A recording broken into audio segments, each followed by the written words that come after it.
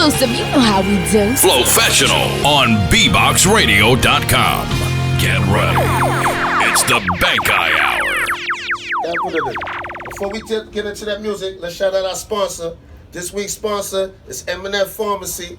You know what I'm saying? 712 Nostrand Avenue. You know what I'm saying? That's who's paying the bills today. Yeah, the pharmacy. What shout up? Shout out M&F Pharmacy. You already know, got the man. Drug dealers And shout out the other homies, man. All day. Polaganos. Sausage truck. The glizzy truck. Salute the Dougie Fresh, man. Keep bringing them fresh glizzies. Yo, Nick, how long Polaganos been there, so that little sausage truck on Linden? That shit have been forever. Nah, man. That truck been there. Wow. Say it again to you. My bro, Hasdig, shout out Hasdig from Bankai, but he like to say we verbal mixed martial artists, right? And that's some verbal mixed martial arts shit right there. You hitting niggas from all angles, elbows, fists, knees, you know. But you know, one I guess, you know what I'm saying? He knows a lot about mixed martial arts and all that, man. You already know, man. Skill is straight or low, man. If you follow him on the gram, you'll see some dope. You'll hear some dope hip hop while he training with. He might have the swords.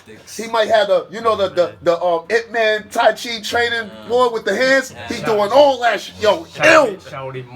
Word. He's like a Shaolin monk, right, Toshi? Word.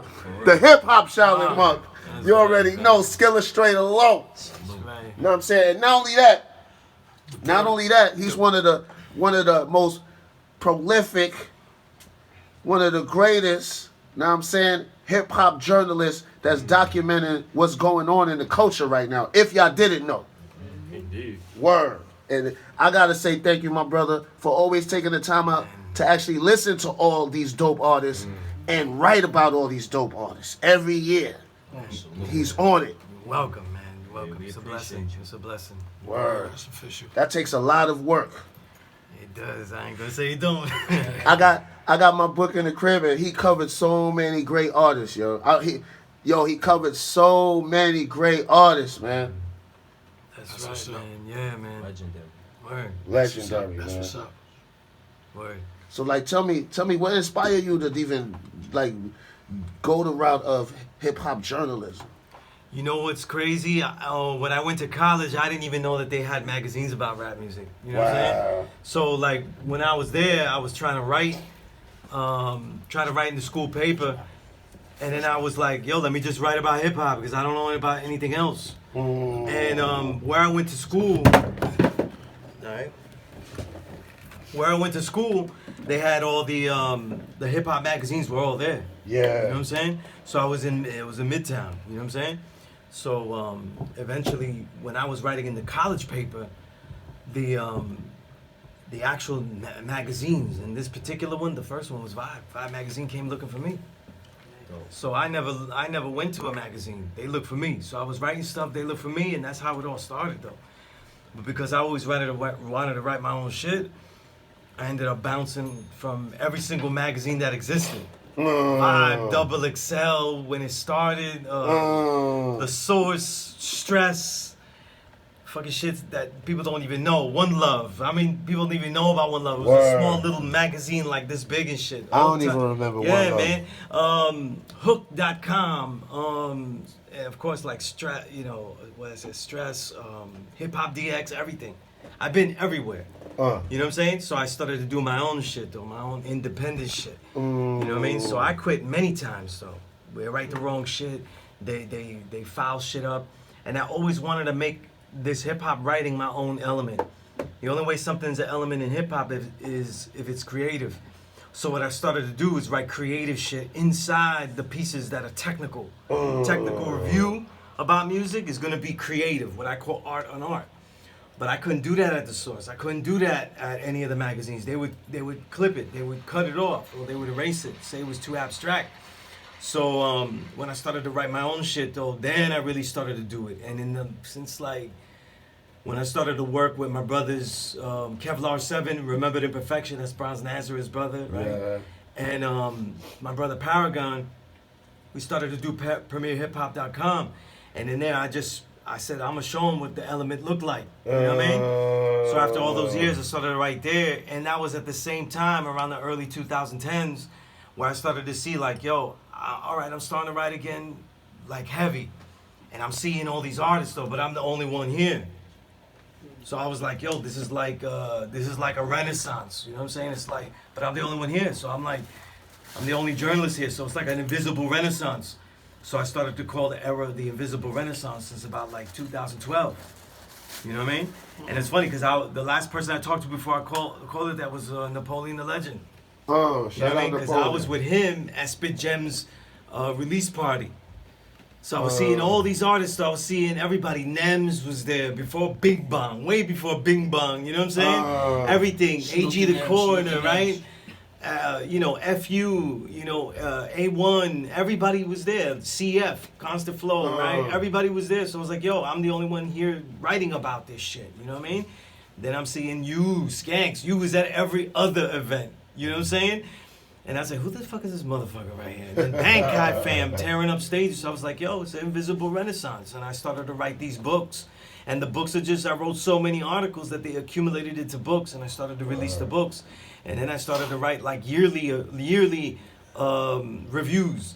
But those became so big that when I was writing about 300 albums a year, I was like, yo, this is going to be a book. And that's when I started to do the Real of, but as books. So I said the Real of 2020, 21. I did the Real of 2022 is the last book of that kind that I did. And that one is about 460 pages.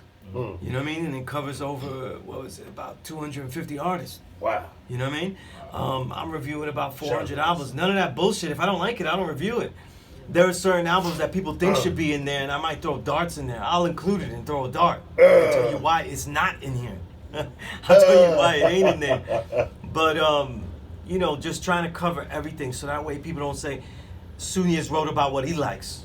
No. I wrote about everything. So if you don't see it in there, motherfucker, you got like the best fucking start. You know what I'm saying? 460 pages. So if a nigga bitch with me that it's not in there, well, it wasn't good enough or just I didn't get up to it. But it's gonna lead you to everything in this universe that people ain't seeing, that you's not understanding this shit like that, you know? And I started to write all these books. I wrote Art on Art, which is basically all of the poetry that I wrote in all these technical pieces, and I extracted a lot of them, and it became like a poetry book to show you what that art is, that those writings, those verses, you know what I mean?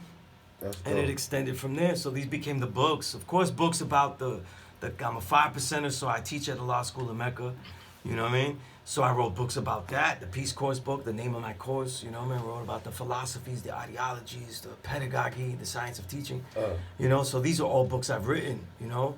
And in the last year, so many artists really instigated by Prince Power bringing me along as part of the Leftovers Collective, you know what I mean? Fighting gentrification with our art.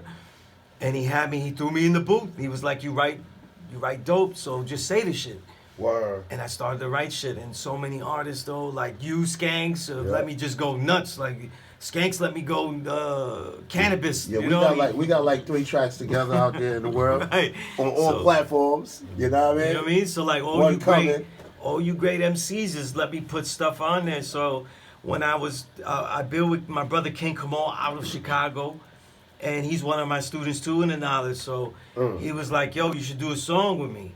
And I did a song, 9,000 Miles. You know what I mean? The travels to get this knowledge itself. And I never, if you listen to that song, the remixes on the album, you know, it doesn't really rhyme. Like, I'm not really rhyming, but it has such a flow that it rhymes. And I was like, yo, this is the best song I ever did.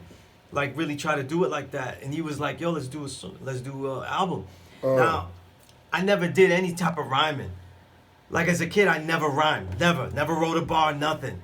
When I really got into listening to him, and not just b-boying, when I really got to listening to hip-hop music was in high school. So I got obsessed with collecting. But then by the time I'm in college, I'm already interviewing people. I'm not gonna write a rhyme though if I'm interviewing Cool G Rap. I'm with legends. That's not what I do. So when he started to say like, yo, I'm gonna send you these tracks and everything, and the topics, sometimes he had the verses. And the first one was this song called All Because of a Woman. And I said, oh shit, the first one gotta be the intimate one. I gotta write about baby mamas and all that kind of shit. And I was like, okay, I'm gonna get past the fear of never trying to do it. And I did it. So the album is called Mantras Across the Medinas, because Brooklyn is Medina, where I'm from. That's a fact. Sunset Park.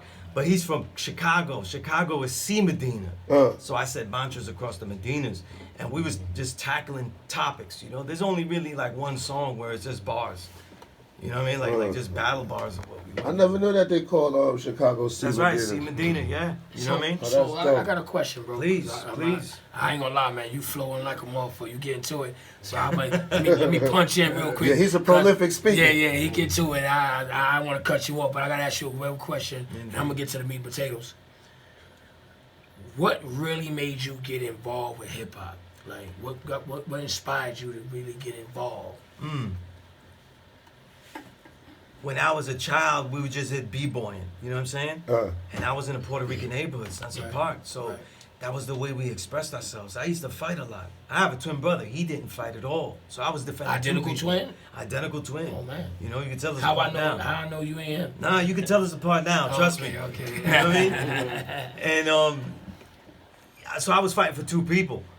But when we b-boyed, it was like expressing myself without having to always fight. I could destroy somebody without fighting. I wasn't great at it, like other people. But this was a thing like we was doing. We saw other Puerto Ricans doing it on movies. So it was like, this is what we do.